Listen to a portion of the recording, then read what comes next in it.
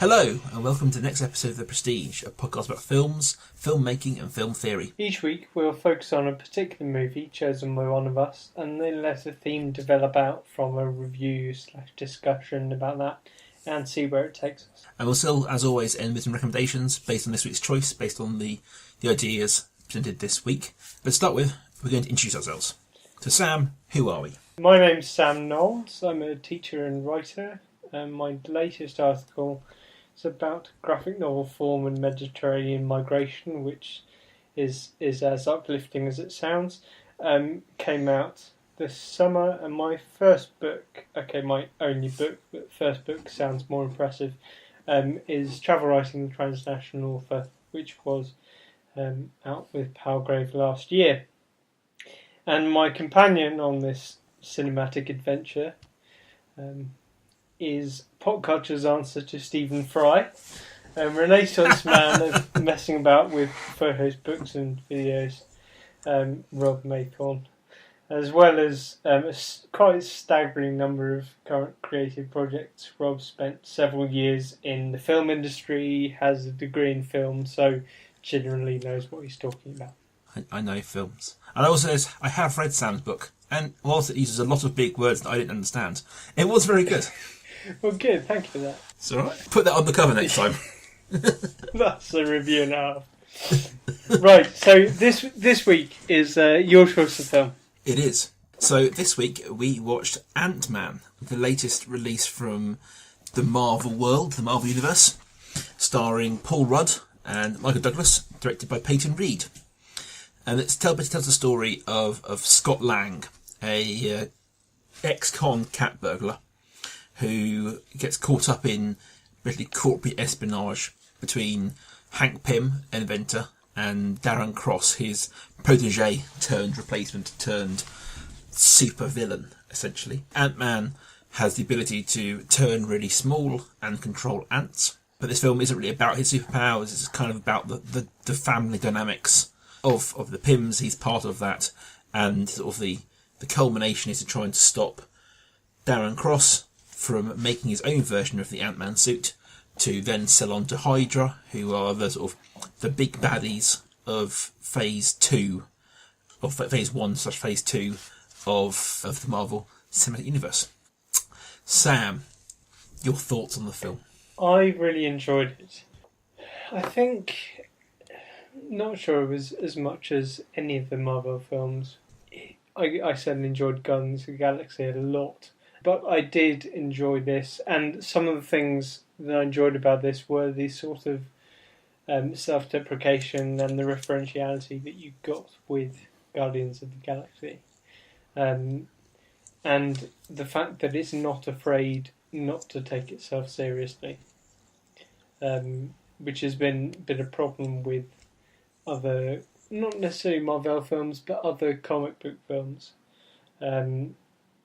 And you have comic set pieces like the sort of the preparation scene when they're going through their roles and the heist, and you have the comic character Paul Rudd interacts with, the security guard Louise, and then you have nice movements from pathos into humour, like with Hank Pym and his estranged daughter, and they have a touching reunion moment, and then Paul Rudd comments on what a touching reunion moment it is, and thereby ruins it, and then says to them, "I ruined that, didn't I?" So it's not afraid to not only have a bit of a laugh at itself, but also acknowledge that it is laughing at itself. So I really enjoyed it. I would agree. I really did enjoy this. I went into it with quite low expectations because the original director of the film was Edgar Wright, infamous from Space Days, Made Shaun of the Dead, Hot Fuzz, Scott Pilgrim, who I'm a big fan of his direction style. And he left the project under creative differences. Right. And was replaced by Peyton Reed. And that kind of, I went into it with a bit of a sour taste in my mouth from that, because I really like him, and it's kind of like, well, if one of your favourite directors had been pulled off it, what's it going to end up being like? But I really did enjoy it. I did still see some of his handiwork in there. There are certain, as you said, comic beats that were very that kind of humour, very, very space style humour of undercutting the moment and being aware of the trope that's being portrayed at the same time. That's interesting. So at what stage did he leave it? I would say well before production. They were still in the scripting phase, I believe, when he left it. Basically, I think the argument came down to is that the Marvel Universe has a certain style to it. And yes, they play with that with things like this and Guardians, which are more kind of... I mean, Guardians, but it's a space opera. And you've got Captain America 2, which is more of a political thriller. But they all exist within the same continuity, the same sort of visual style. And I think that Edgar Wright's film in that style, in that world, would have been very much a standout sort of film. And I think it was kind of, it isn't going to work. That being said, I believe he was still involved in writing it. Joe Cornish was involved in writing it. Joe Cornish as in Attack the Block? Yes. Right. And so there is some pedigree still involved. And I think I could still see some moments that were still Edgar Wright infused, shall we say. I think Paul Rudd was great. I've got a lot of time for him as an actor. And whilst he tends to end up in sort of rom-com wastelands for a bit, I feel he's kind of well cast for this. I really did like Michael Douglas as Hank Pym. I thought Evangeline Lilly as Hope Van Dyne was a bit nothing, really. I wasn't very impressed with her, and I would say the same for Corey Stoll as Darren Cross, as the bad guy from the film. A lot of Marvel films are very much about the superhero, not about the bad guy. But I thought he was particularly forgettable as the bad guy, even within these films. That's interesting, though. Do you think that's it's a performance thing, or a writing thing, or a direction thing, or a combination of the three, or was it just a bad performance? I think he's a House of Cards alumni, so he's a great actor, and I think that he did well with what he had. I think that it was probably in the writing, but I think it is an endemic problem with the Marvel films, is that they don't have strong bad guys. You've got the breakout bad guy of Loki from the sort of the early films, but so many of the bad guys are very much forgettable because they're building continuity and they want these characters to sort of exist across several bad guys. Very few of the bad guys can become regular or big characters. That's why you have something like Hydra, which is the bad guy for a lot of these. It's the whole point of Hydra is that you can replace all the heads and Hydra will still be there. Yeah. And I think that gives them a lot of freedom to bringing people in and out. But I just do think it ruins a lot of the individual bad guys, leaving them with not a lot to do. And I think because you're getting such kind of mythic, sort of iconic characters, especially in Captain America and Iron Man, that when you've got someone that huge in the character, not many of their bad guys have entered the consciousness in the way other ones have. Like, everyone understands Batman Joker. And Joker is one of the few, and Loki, I would say, has kind of entered that conscious, but I couldn't name you a Captain America bad guy.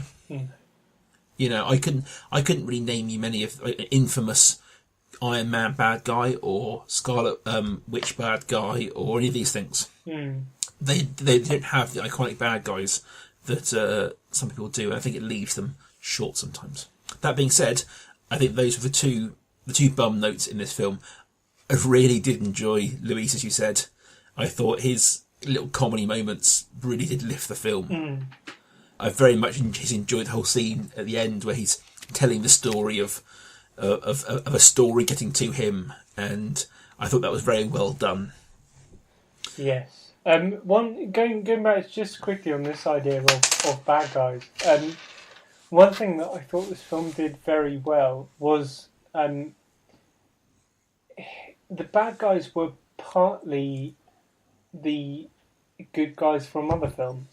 So, okay, you can say that the ultimate bad guy is Hydra, and we all know that that's a bad thing. But like there were secondary bad guys like Falcon was presented as a bad guy. The Avengers in general were presented as bad guys in opposition to Ant-Man. Yes. Tony Stark was presented as a bad. Is that supposed to be Stark's dad in the Yes. beginning? Yeah, that was Stark's dad. So in the the Stark family was presented as the antithesis to the freedom that Pym presented, and I thought they did that really well. They made because, as you said, it can be difficult to characterize a bad guy in this universe. So it was that was something successful they did, something interesting they did. They pitted Ant-Man against other ostensible good guys. I think that's from a sort of a filmic point of view and a sort of a technical point of view. It's a very good idea because as these films roll on, the question must come up of why don't you just call the Avengers? Mm. You know, in a situation where you've got like Iron Man who's in trouble with, in the third Iron Man, he's in trouble with the Mandarin. Why doesn't he just call the Avengers? Yeah. And I think that's a great kind of filmic technique or story technique, at least, to kind of from the start of the film, you know, they can't call the Avengers because of, as you say, because they've set up Shield and the Avengers as somewhat of the antagonistic part of this. You then can't turn around and call them when you need them. Yes, yeah, and that's something you got on the first time this is explained by Pym to Lang. This whole situation, and Scott Lang's first response is exactly that. So this film addresses that from the very start. This idea that you should call the Avengers. I think that there's with all these things that there's a concern of what I'd call power creep. Particularly in your good guys, that if they've beaten somebody in this film, well, that's something that puts a piece on bigger. And you end up having to kind of ratchet up the stakes every time. This is evident in the Die Hard series, something we talked about in the past that started good and just got worse. Because of that power creep. From the first film, he's a guy stumbling through air ducts with blood on his feet, barely surviving. And in the third one, he's driving a truck into a fighter jet. That's the fourth one. I'll stand up for Die Hard 3. It's brilliant. There is creep, and he is driving a tanker through a pipe. It is faintly ridiculous, but it's also great fun. Was the fifth one in Russia? Yes, the fourth. That was terrible. The fifth one is the terrible one with his son. The fourth one is the terrible one where he throws a car at a helicopter. The third one is with Jeremy Irons. It's the last, the credible one. Yes. I would agree to that one. But I think that we talk about the Avengers, you've got to change it up. And I think, like, Captain America. Have you seen both Captain America, Sam? I've seen the first one. I haven't seen Winter Soldier. In the first one, he's kind of fighting Nazis, and it's very clear back. On the second one, he's fighting kind of a conspiracy and a political intrigue kind of thing, and that was well done. They kind of changed that bad guy without him having to suddenly become a lot stronger and more powerful. He's fighting a different sort of bad guy. I think the Marvel films are doing well with that. I think this was a great example where they're kind of fighting a very personal battle. Yeah, you know, the world isn't on the line in Ant-Man. It's the big battle comes when his daughter's on the line, really. It's kind of, it all ties into the larger mythos, but it isn't. The world isn't on the line in the way it is in the Avengers. And I think that was well handled.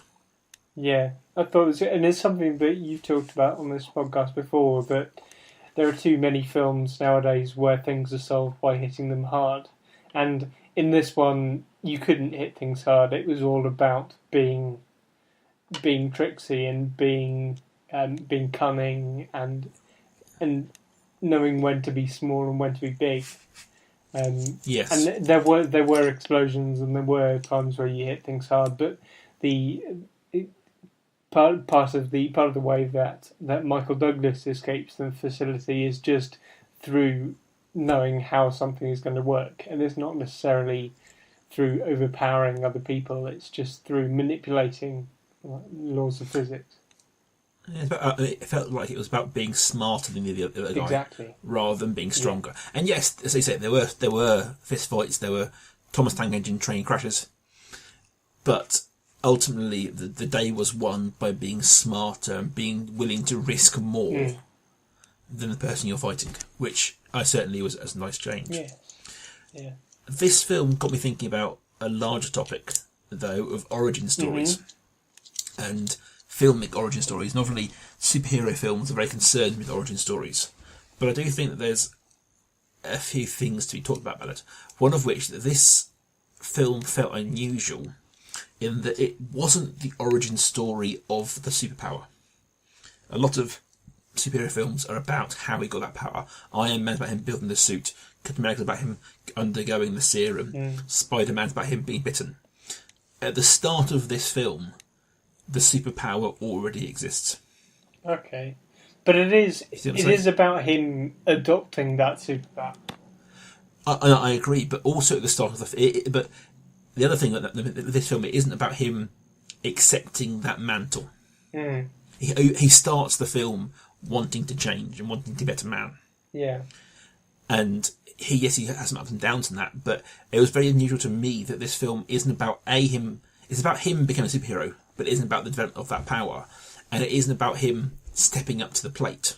Yes. He's already willing to step to that plate. Yeah, there's no. I mean, there's something we talked about with Flight a few weeks ago, that there is a epiphany that the character works through by the end of the film, and there's no comparable scene in which Paul Rudd is an asshat to his to quote from the film itself, but he's not unpleasant to other people ever. In the way that you got Denzel Washington bawling out his ex-wife and kid. Marvel has handled this sometimes well and badly. I mean, it is noticeable that it's a sort of common thread that I've seen Batman's parents die more times than I can think about. Every Batman film at some point will feature that origin story. And if you look at the trailer for the upcoming Superman vs. Batman film, which is another reboot of Batman, and you see the trailer, once again we will see his parents die. Same with Spider-Man. We see that same story over and over again, despite the fact that origin story exists entirely in the culture of our society and subculture. That we all know how Spider-Man gets his powers. I wonder why, but we talked about this before, and you've said that you've seen Batman's parents die hundreds of times. I agree with you, I have as well. But that doesn't annoy me in the same way that repeated iterations of the Spider-Man origin story annoys me. I just find that really tedious in a way that I don't find the Wayne killings tedious, and I wonder why that is. Just as a personal theory, I think it probably comes from the fact that it's a simpler origin story. But Batman, whilst I consider played to death, his parents are shot in an alleyway. That makes him want to make a better world. There's a simple psychological motivation there that people can understand. And you can kind of play that out in one scene of a one shot of his parents being shot and him crying. Flash forward to him now. Whereas Spider-Man's much more about him being a science nerd, getting bitten by a spider, his parents dying, him not saving his Uncle Ben, who then tells him, with great power comes responsibility, and him dying, which then makes him come superhero. It's a much more protracted origin story. Yeah. In a way that I don't think Batman's is.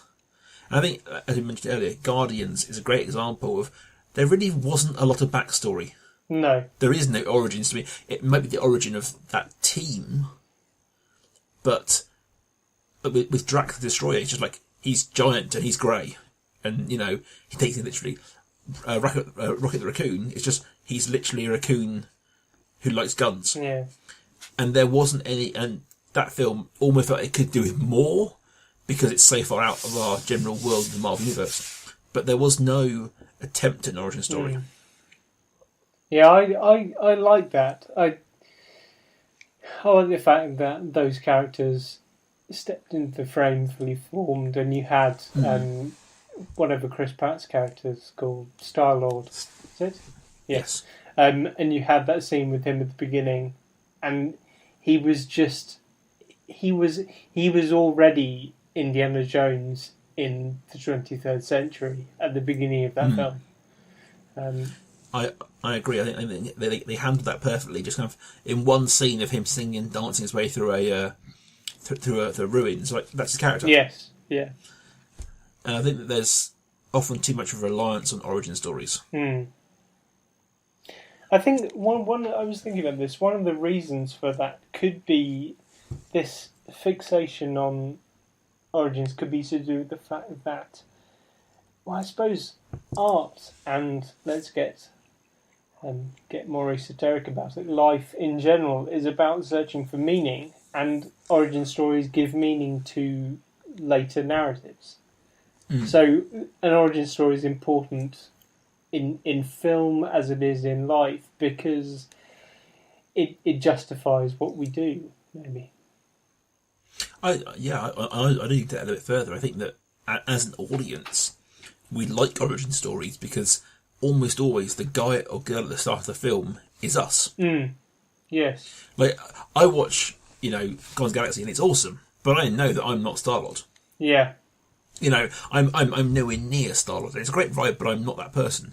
Whereas something like Spider-Man, where he's just a geeky kid, as an audience member, we get a proxy and we get a step into that. Oh, I could be that guy. And I think that's why we get the love of the action of the origin story. But I think that there is a risk in it. Certainly, I think moving away from superhero films for a little bit, horror films, especially sort of a lot of the sort of 80s ones, have had origin stories as later instalments in the franchise. Yes. So I couldn't tell you the numbers because they're all the same, but Friday the 13th, one of them is the prequel of how Friday the 13th started. Yes. Yeah. And I think that origin stories as prequels are a very different beast and very frequently don't work.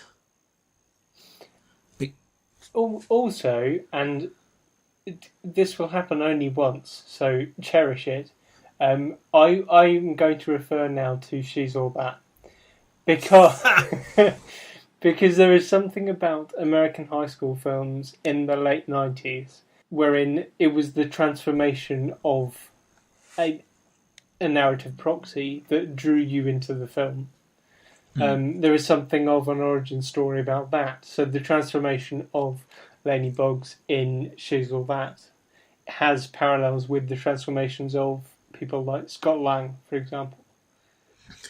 Yeah, I think there's a lot of high school films are about almost the secret face. You got the popular boy who isn't as bad as everyone thinks he is, and the unpopular girl who's cooler than everyone thinks she is. Yeah. And I think that narrative has certainly been played out across a lot of films. And to bring it up again, Clueless is a great example, where you open with these characters who seem very shallow and self-absorbed and living in their own little world, but that the film is about showing that behind it all, they are good people, and that the burnouts are as worthy as the preppy kids. Yeah. I think that they say origin stories kind of come in all shapes and forms. I'm thinking about that origins as prequels idea, and I wonder if that takes you to something like Star Wars, where you have the origins of characters that we already know, but it's slightly different because George Lucas had already planned the story. I don't know what you mean, Sam. There were only a few Star Wars films. Okay, let's leave it at that. No. I think genuinely, I think that is a great example of how the original Star Wars films were kind of they were Guardians of the Galaxy. They were like, here's the world, get involved. Yes. And yes, there was a little bit of explain what the Force is and a little bit of here and there of a bit of exposition, but it was very much like, here's the world, get involved. Whereas the prequels sought to explain everything. And I think they lost a lot of the magic of the original three films by trying to explain what the Force was, how it all got there. A throwaway line about the Clone Wars in the original films, which was like, oh, that's an interesting bit of world building. I wonder what that is. To them being shown the trade negotiations and political intrigue that led to them was not as cool as me going, oh, I wonder what that is. Yeah. I think that there's a for want of a better word, a coolness in the mystique. Yes. that is ruined by some prequel origin stories. In our showing of Ant-Man last night, there was a boy who must have been 9 or 10. I mean, it's 12A, so he was there with his parents. But he was not entirely up on cinema etiquette yet, and occasionally would comment quite loudly on what had just happened. And that is kind of how I feel about the first Star Wars films, that it's a bit of a 10-year-old stating the obvious about something that's been alluded to, as you say, subtly in the middle 3 films. And that was kind of cute and endearing a couple of times, then a bit annoying. Like, 6.5 hours of cinematic time, that has ceased to become interesting and become very annoying. I would wholeheartedly agree, and I do own all the prequels, and I do have a soft spot for the third prequel. I do think it was the best of a bad bunch, but it still wasn't good. No, I have nothing to add to that, because I saw the first one and deemed it so awful that I refused to watch the second and third. You really are missing much. There is, just a digression moment, there's something called the machete cut, which is a viewing order, basically, where you watch Star Wars 4, Star Wars 5, and at the end of Star Wars 5 you get the reveal that Vader is Luke's dad. What? And at that point, you go back and watch 2 and 3. You can lose 1 entirely, apparently. Watch 2 and 3 as like an extended flashback of how that happened, and then pick up 6. Okay. Return of the Jedi. And that apparently makes it work a bit better. Right. And oddly enough, as I'm telling stories, Topher Grace, if you know who that is. I have no idea. And by the way, if you're aiming to top your name drop from last week, Topher Grace is not the way to go about it. This is not a name drop. Okay. He was the main actor on That 70s Show. Right. And he's done a few things since then. And he, for some reason, I don't know why, because this is a thing I read online, he learned how to edit films. And doing so, he edited the original 3 prequels down to 1 film, which focused on Ewan McGregor's character, Obi-Wan, and about his story rather than anyone else's. Right. And apparently, that's a very good film. Okay. But it took 6 hours, made it an hour and a half, and it worked. Oh, good. Anyway, digression aside. Shall we move on to a few recommendations? Go for it. Sam. I have, as ever, one obvious, one not so obvious. My obvious one this week is just go back to Honey, I Shrunk the Kids and see how the visuals have changed in the intervening 26 years. Because, God help us all, it is that long since Honey, I Shrunk the Kids, 1989. And there are some interesting moments in this towards the end when Paul Rudd is running through carpet, or when Tom's tank engine becomes a part of the action sequences that reminded me of Honey, I Shrunk the Kids. The other one Rob has mentioned already, actually, and I would urge people who haven't to go and watch House of Cards, in which the actor whose name escapes me, the Darren Cross actor, Peter Russo. What's the actor called? Yep. I just had it in front of me.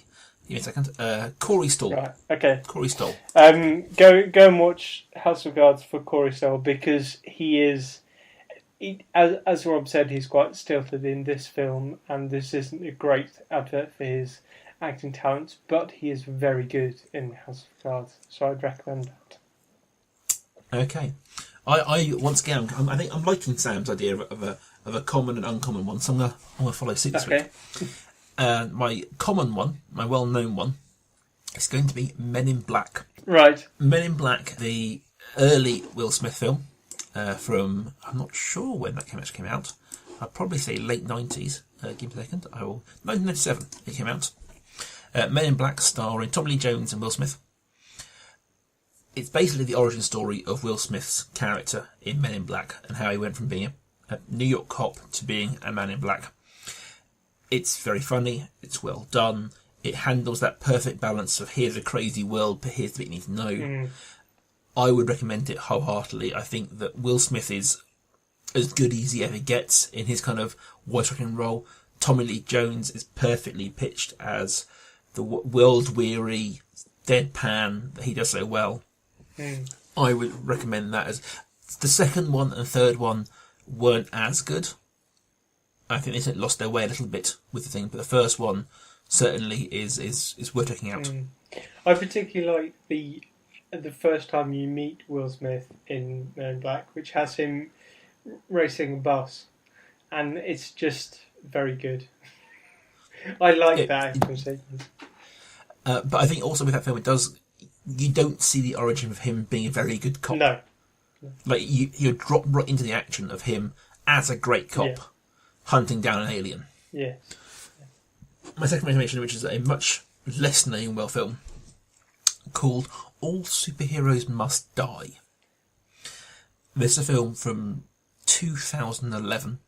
Essentially, 4 superheroes wake up in an abandoned town that's been controlled by one of their arch nemesis, and are forced to complete tasks to basically free local civilians and themselves. There is no origin story at all. It's straight into the action of these 4 superheroes, and it's dark and it's messed up and it's very, very grim in places. It's well acted, it's well written, and it's worth checking out for how to introduce characters without any kind of protracted backstory. You've got 4 superheroes and a nemesis who are all introduced very quickly, very simply, and then you're with them until the end. Okay. I think it's on Netflix. If not, he's been Netflix. But it's worth checking out. It's called All Superheroes Must Die. Next week, I believe, is my choice. It is. And I'd like us to look at another new film. We'll shy away from new films for now after this week. The last new film we're going to have a look at is a new one from Pixar Animation called Inside Out. Ah. So I believe you've had a look at this already, and I look forward to seeing how good a film this is. I will keep my opinions to myself then, and we shall talk next week. Great. If you want to get in touch with us, then by all means do so. The generic account is at Prestige Podcast. Or you can find me at Rob Kaiju. Or me on Twitter at @life_academic. Awesome, guys. Thanks for listening, and we shall see you next week. Bye.